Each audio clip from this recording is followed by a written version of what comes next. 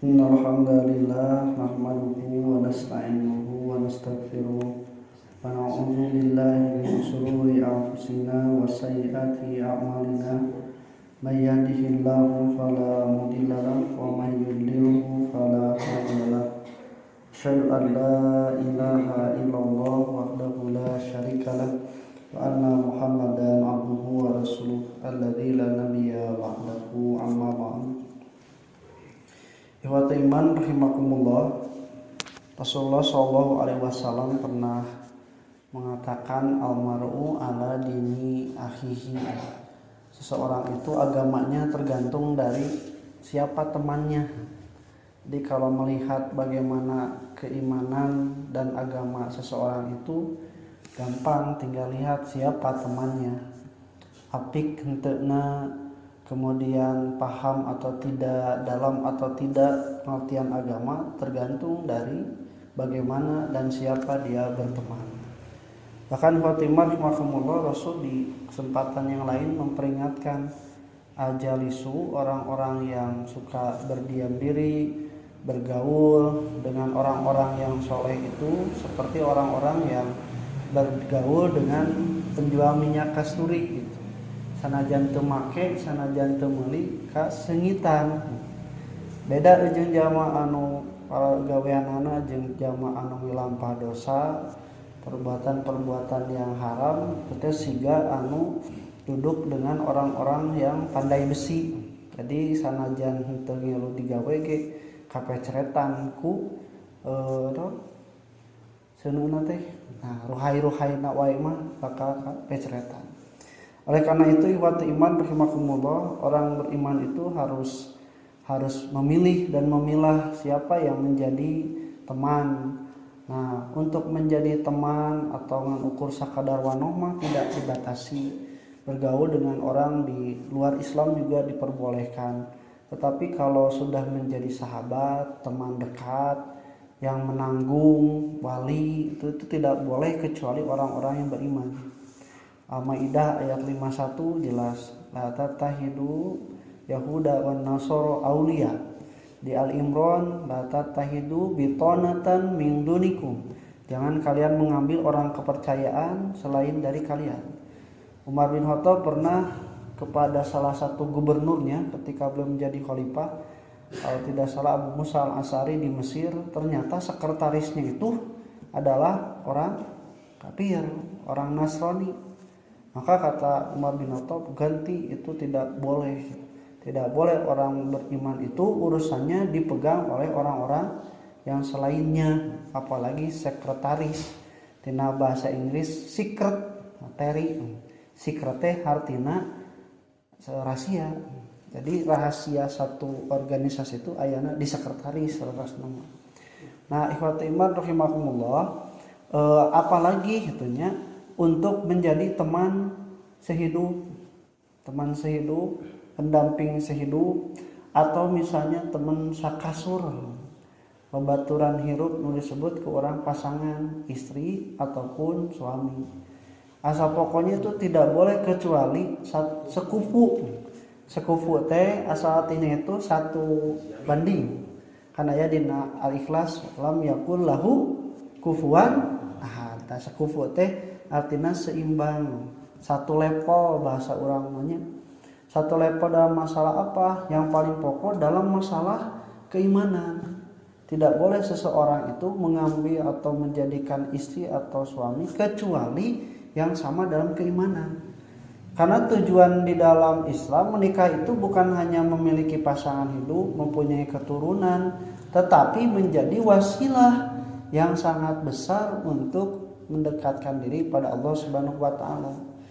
Di An-Nisa ayat 35, ayat 36 diteruskannya itu ternyata setelah menerangkan tentang rumah tangga, kadituna wa'budullaha, dan beribadahlah pada Allah. Kata para ulama, disambungkannya ayat tentang rumah tangga dengan perintah untuk beribadah pada Allah teh, yang rumah tangga teh kudu jadi wasilah beribadah ke Allah Subhanahu wa taala.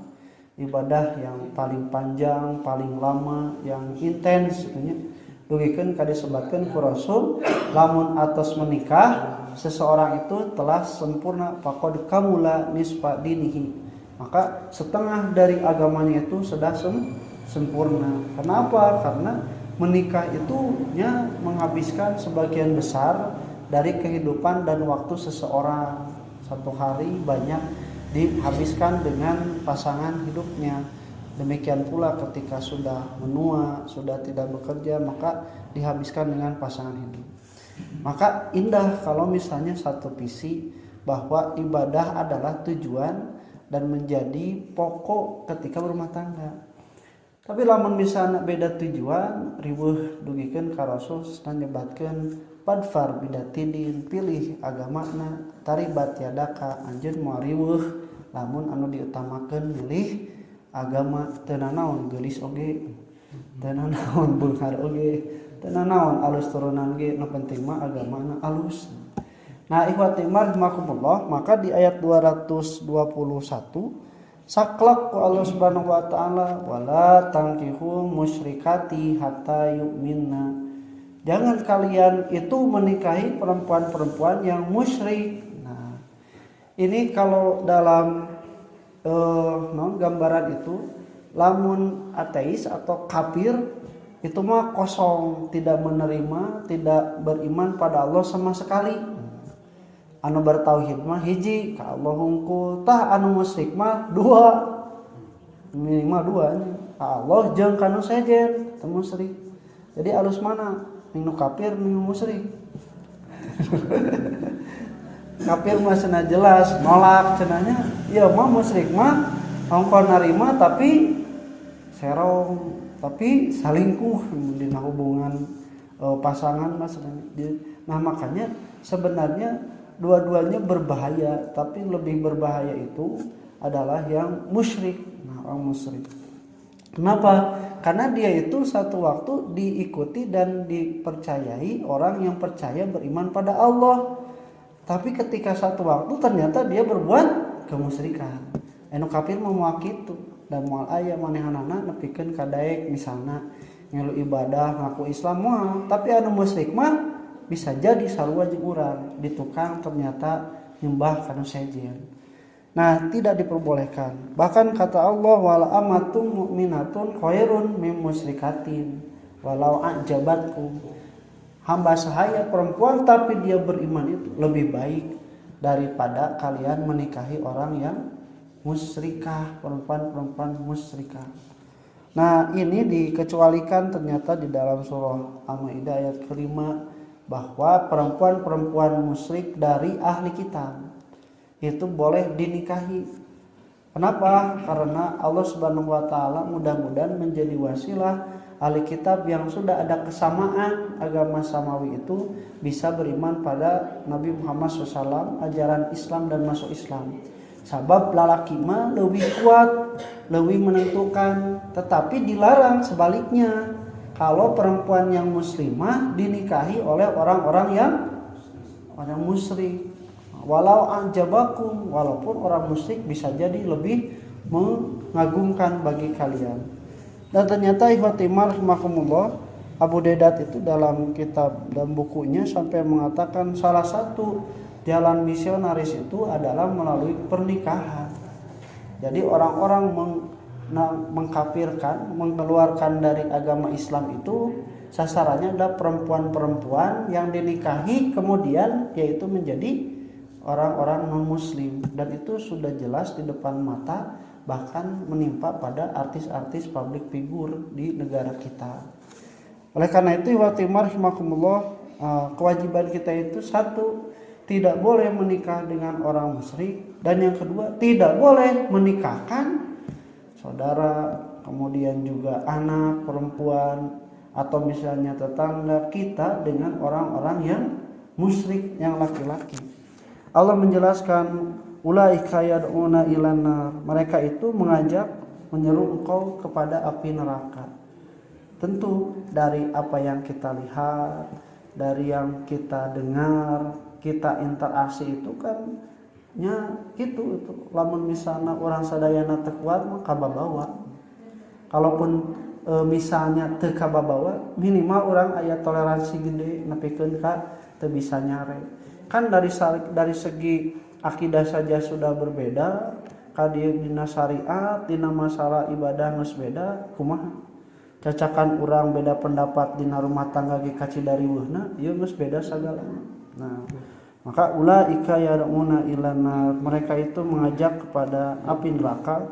Wallahu yad'u ila jannati wa maghfirati bi'idni, dan Allah mengajak menyeru kepada surga dan juga ampunan dengan izinnya. Nah, ini jadi dalil.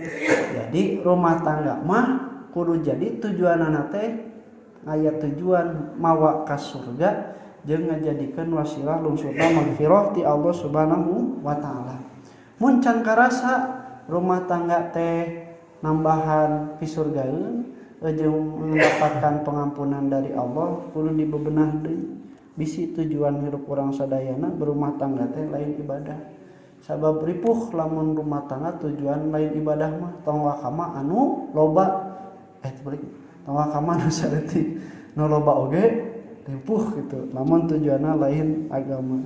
Wa yubayyinu ayatihi lin-nasi la'allahum yatadakkarun, dan Allah menjelaskan ayat-ayatnya untuk manusia supaya mereka mengambil pelajaran. Qulu qouli hadza wastaghfirullah li wa lakum. Assalamualaikum warahmatullahi wabarakatuh.